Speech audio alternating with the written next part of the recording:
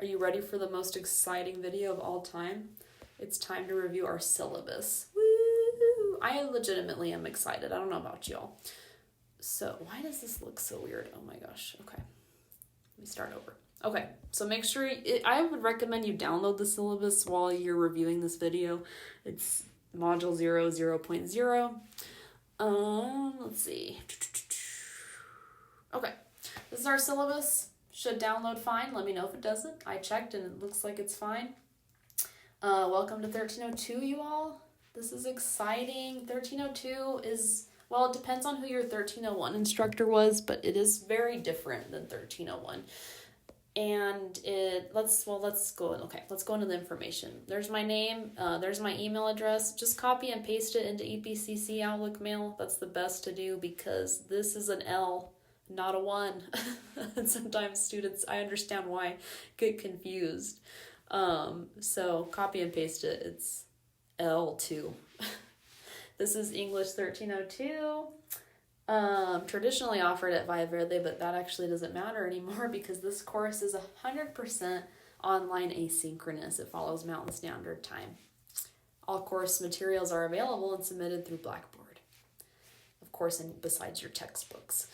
Office location, Microsoft Teams, every Wednesday from 10 a.m. to 12 p.m. and also Wednesday from 4 p.m. to 6 p.m. I have a separate video that you need to review on how to access Teams to find me. If you have any questions about that, just let me know. Textbook. You need, absolutely super important is this first one, the Norton, let me highlight it, the Norton Introduction to Literature, 13th edition, shorter. Just copy and paste this ISBN if you want a visual of how it looks. But this book is really important. All of our readings are coming directly from that book because we're doing a lot of fiction reading in this class. So all the readings will be coming from that Kelly Mays, the Norton Introduction to Literature book. Here's a hint. In Module 0 on our course, let's say, Module 0, 0.1 textbook information. I have 2 links on how to access the book, in my opinion, the really great way. So if you click those 2 links, that's the best deal I've found on them. But keep me posted. I strongly recommend renting the digital ebook because you get it downloaded right then and there. You don't have to wait for shipping, and it's easy access. But whatever you decide, please email me to verify books before you purchase them because sometimes it can be confusing, especially because this is the 13th edition shorter one. So you want to make sure you have the right book. This second book is, I'll be honest, we're going to use it 5 times, maybe 6. I might add it one more time.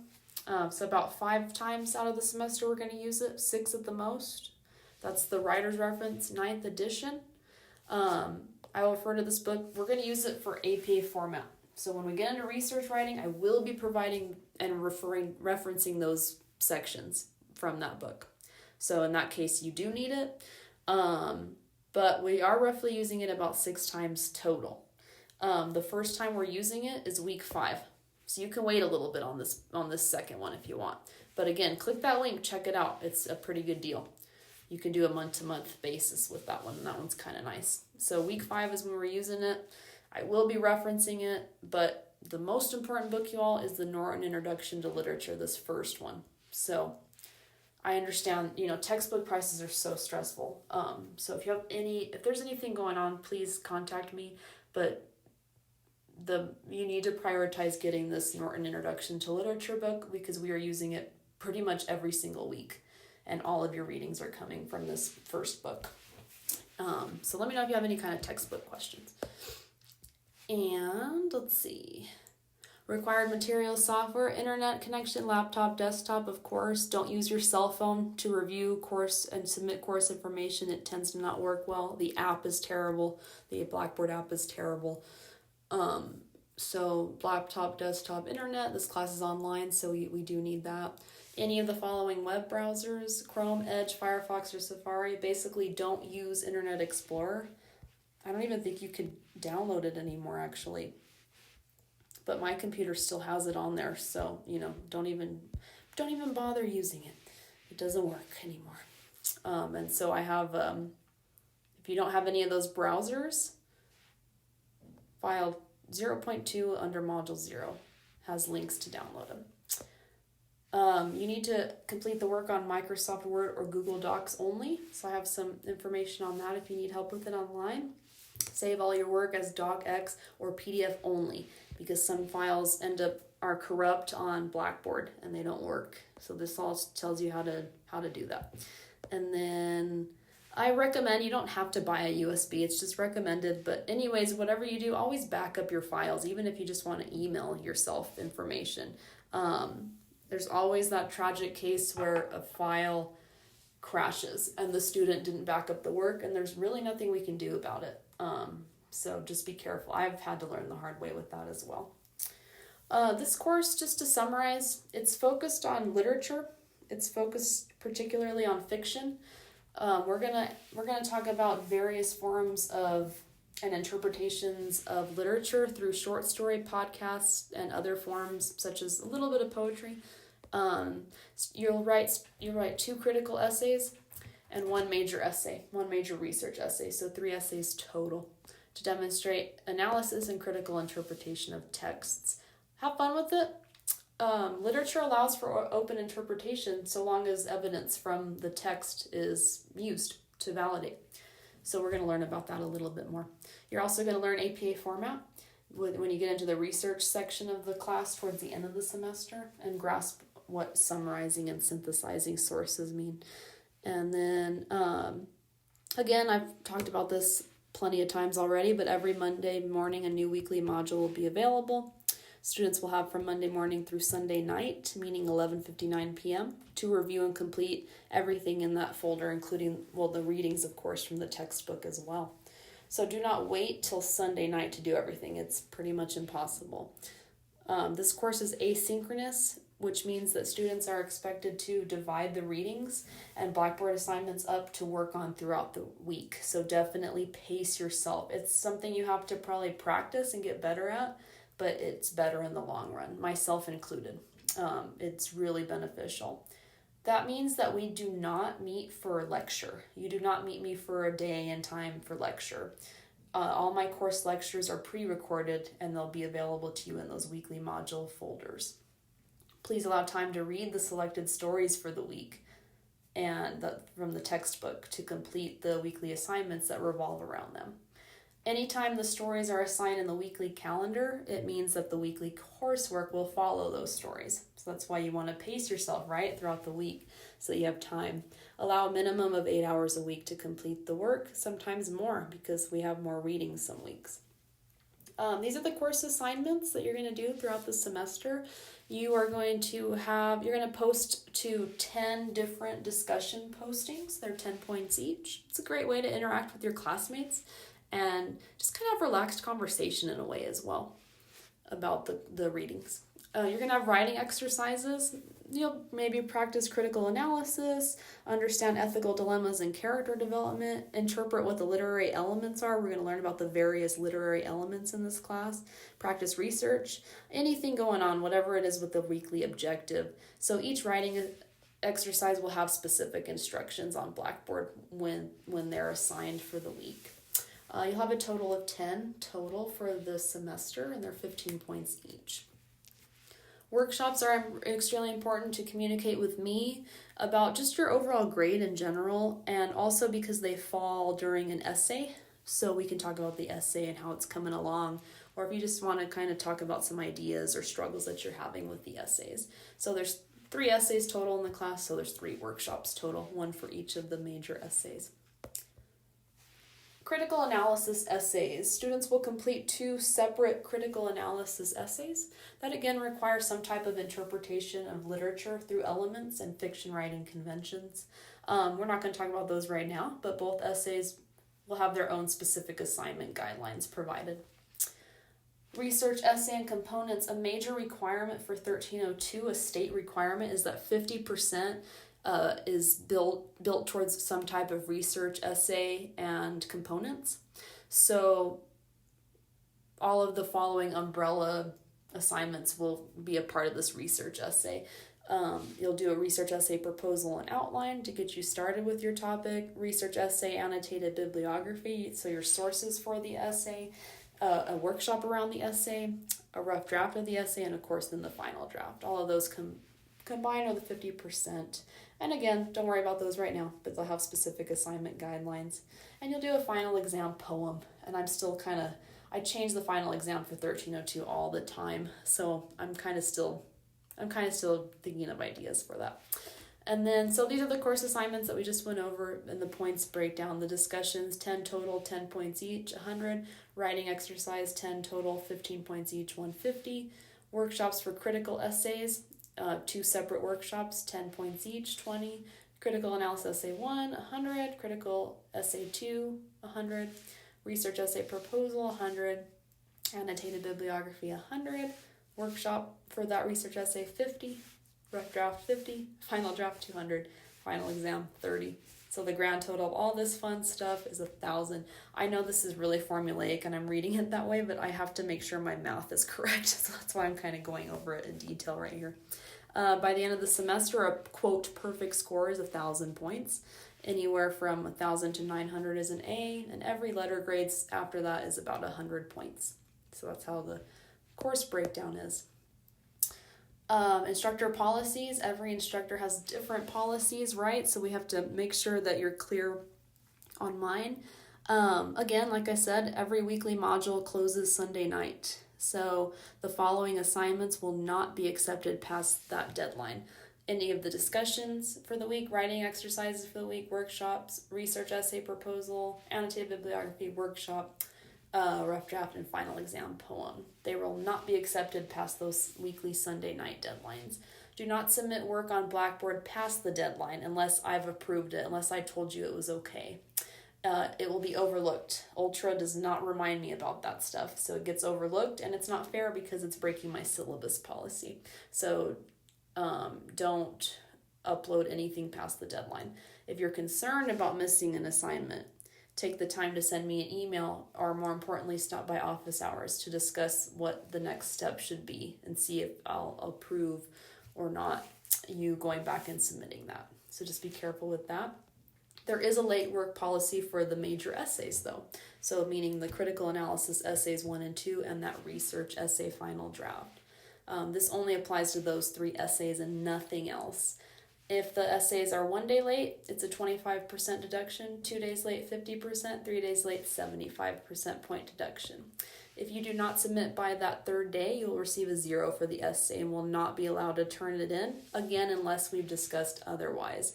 So if you submit the essay and it's 5 days late, I won't see it, Blackboard won't notify me, and when I do see it, it will unfortunately be a 0.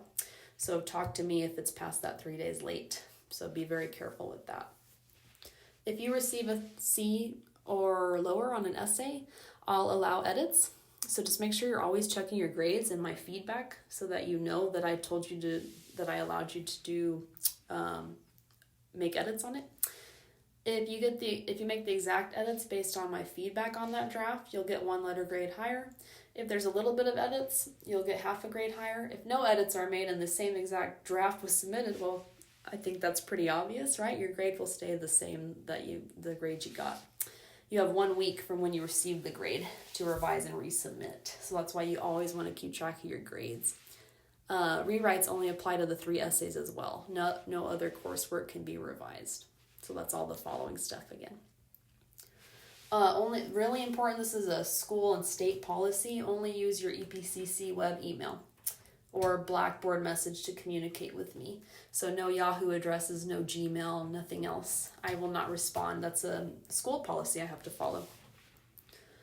Anytime you email me, it will be responded to within 24 hours. I'll get back to you within the day, 24 hours, on Mondays through Fridays. Sometimes I check emails on weekends, but I can't guarantee that I will answer. So if you email me over the weekend, expect a response by Monday morning. So it's best to complete virtual office hours if you have questions about the coursework. keep short questions for emails if you just want to double check something, but more in-depth questions, help on an assignment, not understanding your reading, cannot be answered through email. It needs to have a full discussion during office hours. That way we facilitate that kind of discussion, and it's just better. I think it's more confusing if I sent a really long email response back. As a student, I would be more confused. So if you can't meet with me during virtual office hours, send me an email. I would love to meet with you at a different time if it doesn't work with your schedule. Just email me at least a day in advance requesting. Sometimes it's tempting to say, can you meet right now? And it's not during my office hours.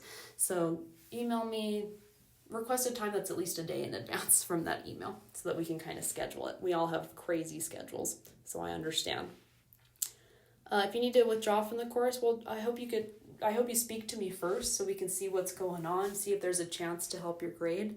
But if you miss 2 consecutive weeks in a row of coursework, I'll send you an email about, hey, kind of checking in, what's going on, and I'll send your information to the early alert system with the counselors. If I don't hear back from you within 24 hours, I'll send you one more email just to kind of check in again. If I don't hear from you after that within the 24 hours, you will be dropped from the course. That's just if you kind of disappeared and I don't know what's going on. Just want to help your GPA as well, because that can really hurt your GPA. April 5th is the last day I will do this, that I will send withdrawal forms. If you're failing after April 5th, you will stay enrolled in the course unless you withdraw on your own. So just be careful with that. I said this earlier, communication is key in everyday life, especially in an online course. If anything's confusing, send me an email first, but like I said, the more in-depth questions, hop into office hours. That's why I'm there. If you know you're not going to be able to submit something ahead of time, submit it before it's due, of course. You can't wait till after. If you have a question, that's why you want to check into the work at the beginning of the week more, just to kind of check to see what you got to do, because if you have a question and it's Sunday, I may not get back to you in time. So just be careful with that. Etiquette, be respectful, of course, of everyone. Any kind of discussion or conversation forum that we use, we always want to be kind to others. It's so important. Technology is not perfect. If you have difficulties submitting anything, email me at that exact time. Don't wait until the next day. I also appreciate if there's some kind of recording or a picture or a screenshot as proof with the time on the computer screen. That also helps me understand what error you're receiving as well, because I'm not tech savvy, so I have to kind of visualize it. Plagiarism, we'll kind of touch on that a little bit throughout the semester, but don't copy work, right? Pretty much common sense. The student handbook goes into more detail of it, but I use something called Safe Assign. So if I see that it's not original work, it will be a failing grade. Any kind of resources that you might need are here as well, with links and phone numbers. And then just kind of important school information here. If you have any questions about anything, let me know. Important dates. Last day to drop with the course, spring break, finals week, grades available, all that fun stuff. And the most important part of the class is this course calendar, y'all. Like I said, the weekly modules will have these listed. If you notice here in week 1, my little objectives folder, my fun objectives bulletin, I call it, will have that information, right? Week 1 objectives, readings, and deadlines. Objectives, readings, deadlines. But the calendar lets you know the whole semester, so it's kind of fun. I recommend peeking into the next week just to keep track, especially keep track of the readings from the book. So these are from that first textbook, the Kelly Mays Norton Literature book. These are the readings from it. And then that writer's reference, like I said, we'll use it a few times throughout the semester, and I have it noted. It's called a writer's reference, when we will use it. So we'll use that one, not as consistently, so no pressure. You can wait to get that writer's reference. We're going to use it week 5. Talk to me if it's too difficult for you to get that writer's reference book. I understand. Definitely, you need the Kelly Mays, the Norton Introduction to Literature. And like I said, this one, I'm going to be referring to it when we talk about APA. but we will use it about 6 times. A writer's reference about 6 times. Kelly Mays, you need that starting week 2. And we're going to use it pretty much consistently every week, as you can see right here. Because all the readings come from that Kelly Mays story, that book. So I'm not going to go on the calendar too much detail, but the class is divided into parts. Part 1, fiction elements. Part 2, evaluating fiction genres. Part 3, researching literature through societal context. That's when we'll dive into that writer's reference a little more consistently. But I understand if there's a stress with books, you also please don't hesitate to reach out to me about textbook concerns. But like I said, these links are the best ways to get the book. Rent the digital ebooks, y'all.